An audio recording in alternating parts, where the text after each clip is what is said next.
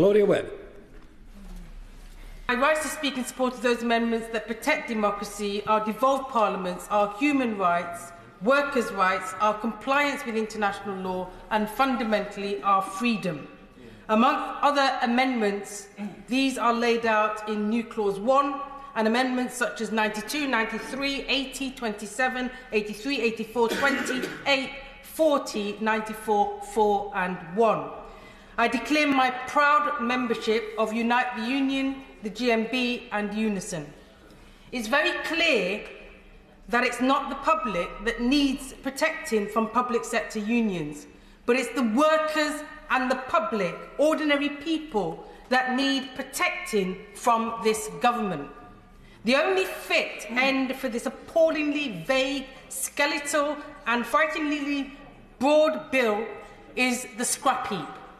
It should be withdrawn and, if not, voted against in its entirety, but at the very least, the proposed amendments and new clauses are needed to minimise the immediate and potential harm this sack the workers anti-trade union bill will cause.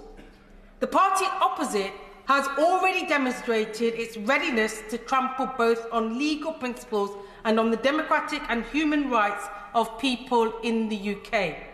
And in the bill, as it currently stands, the government is seeking to bypass democracy in this House, which is why amendments 80, 27 and 40, amongst others, are needed. The government also seeks to circumvent the established autonomy of the UK's devolved governments without even assessing the impact of its actions. That's why amendments such as 28 are vital. So it's essential that the amendments and new clauses put forward today force the Secretary of State to seek approval of Parliament to amend or add. In fact, the provisions of this bill are so wide and vague that it would set a precedent that would allow the government to amend or revoke in private any legislation it doesn't like or against any set of people it disagrees with, or simply on a whim to make a political point. The bill is also a mass assault on the rights of millions of working class people, no matter where they live, and on the unions that enable them to organise and act together to improve their working conditions and living standards. There is nothing in this bill, as it stands, to require so-called minimum service levels to be realistic, let alone appropriate, or even to ensure that they don't exceed actual day-to-day levels of work on non-strike days.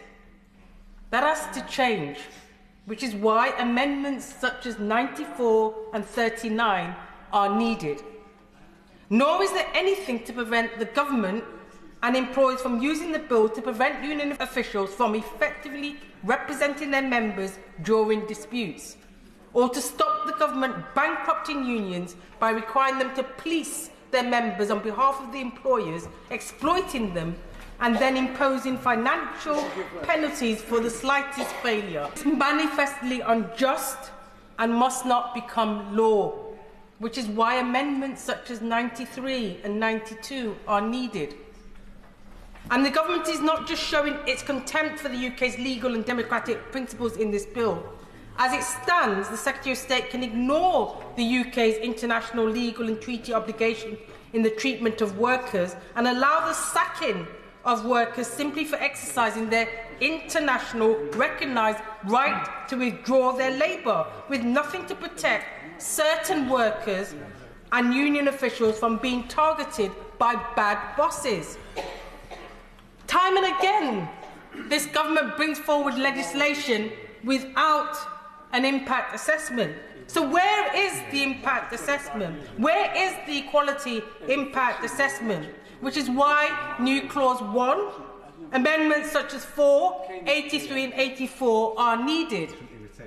The harm this does to the rights of our people is obvious, but it also does huge harm to the UK's international standing, making this country yet again an outlier amongst so-called democratic developed nations in its readiness to disregard international law and agreements. The bill is clearly unfit, designed to break the will of the unions and demoralise workers, and these amendments and new clauses will actually not make it fit. But the proposed changes will at least mitigate some of the dangers it evidently poses. I urge this House to support them.